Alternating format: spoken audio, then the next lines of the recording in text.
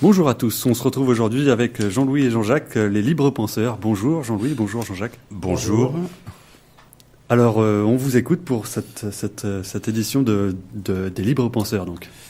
D'accord. Eh bien, écoutez, nous proposons aux auditeurs de RLP, fidèles à cette émission, de poursuivre le voyage dans le temps et dans l'espace, dans lequel nous cherchons à montrer comment le concept de laïcité a émergé, comment il a été ensuite traduit sur le plan des lois, comme en France avec la loi de 1905.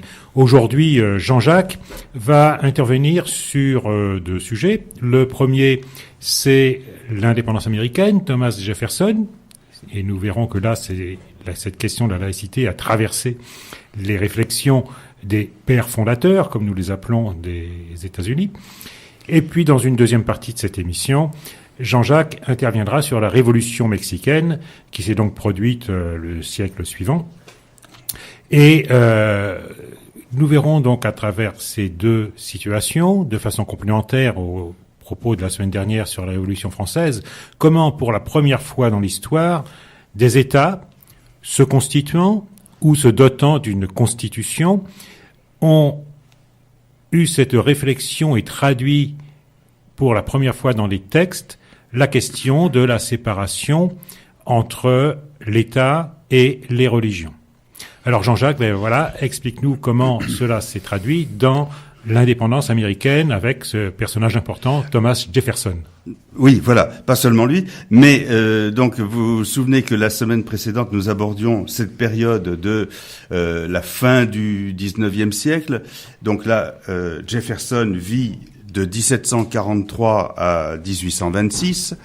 Jean-Louis évoquait Benito Juárez qui, lui, va vivre au siècle suivant, mais nous abordions aussi la période de la Révolution française.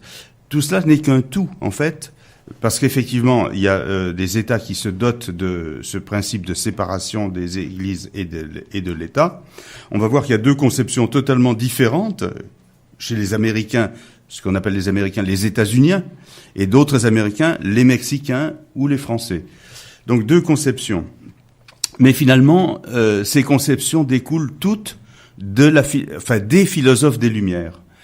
Jefferson, Franklin, Washington ou Juárez sont baignés dans la philosophie des Lumières, qui découle, je le rappelle, de la philosophie aussi évoquée avec Lucrèce, avec Épicure. Donc Jefferson, cet Américain du Sud, il est dans un milieu aisé. Il est propriétaire d'une grosse propriété en Virginie par ses parents. Il fait des études donc très poussées dans les deux langues, entre autres. Il sera architecte, je vais revenir dessus. Donc il naît en 1743 en Virginie. Il meurt en 1826 à Monticello, en Virginie aussi.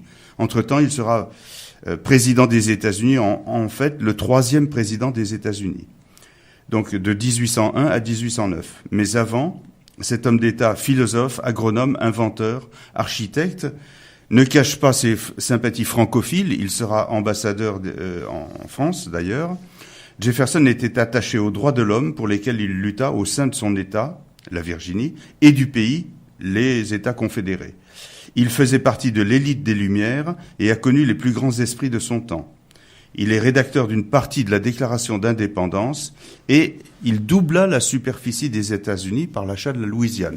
C'est lui et non Monroe, comme je l'ai entendu récemment dans une émission de radio. C'est bien Jefferson qui achète la Louisiane à Napoléon. En 1752, Jefferson fréquente une école dirigée par un révérend écossais, William Douglas, qui lui enseigne des langues, le latin, le grec ancien, le français, mais aussi l'espagnol, l'italien et le vieil anglais. Tout ça, un seul homme. À la mort de son père en 1757, il n'est âgé que de 14 ans. Il hérite de son immense propriété, sur laquelle travaillent des dizaines d'esclaves, des centaines même. Donc je passe sur cette partie-là. Donc il se passionne pour la philosophie avec William Small, qui lui donne le goût pour des auteurs anglais comme John Locke, que j'ai évoqué la semaine dernière, Francis Bacon, Isaac Newton.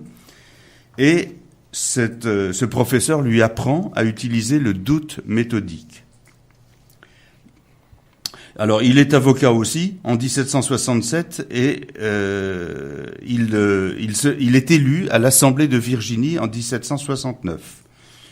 Jefferson siège à la Chambre des bourgeois de Virginie de 67 à 75 et en 1772, il épouse une veuve. Alors, il était lui-même issu d'une famille de 9 enfants, ou 10, il a 9 frères et sœurs, donc 10 enfants, et lui-même, il aura 6 enfants avec une dame, mais une seule fille survivra, les autres meurent très jeunes.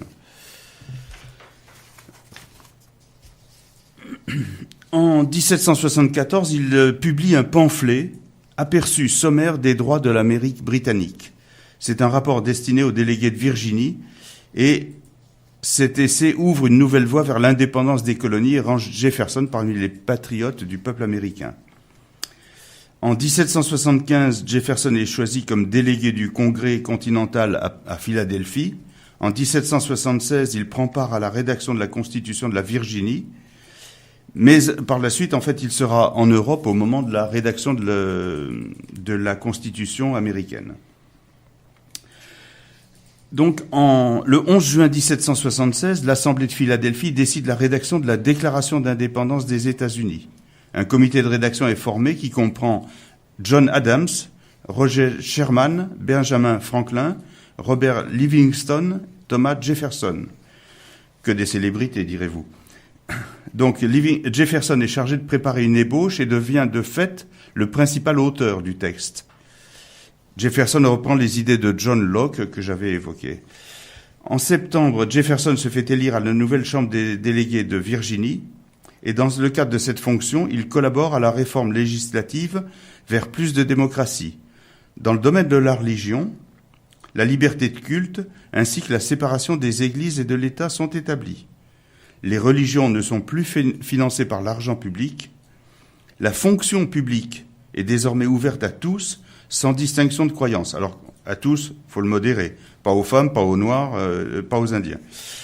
Jefferson cherche à faire de la Virginie une république modèle pour le monde entier. Il fait des propositions pour réformer le système éducatif et esclavagiste de sa région.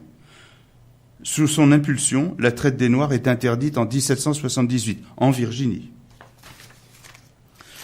En 1785 jusqu'en 1789, il sera ambassadeur. Il arrive en Europe aux côtés de Benjamin Franklin et il lui succède en tant qu'ambassadeur en France. En 1700, donc oui, il y a des traces de son passage puisqu'il a résidé dans un hôtel qu'on peut visiter, qui est près des Champs-Élysées, au bas des Champs-Élysées. Donc Jefferson, comme je le disais, il n'a pas participé au débat portant sur la Constitution des États en 1787. Par contre, il est le témoin des premiers épisodes de la Révolution française. Jefferson commente et annote un projet de déclaration des droits présenté par son ami Lafayette au cours des débats sur la Déclaration des droits de l'homme et du citoyen de 1789. Il rentre ensuite aux États-Unis. Il devient secrétaire d'État, donc c'est un ministre aux États-Unis, et il soumet l'idée d'un système métrique unifié.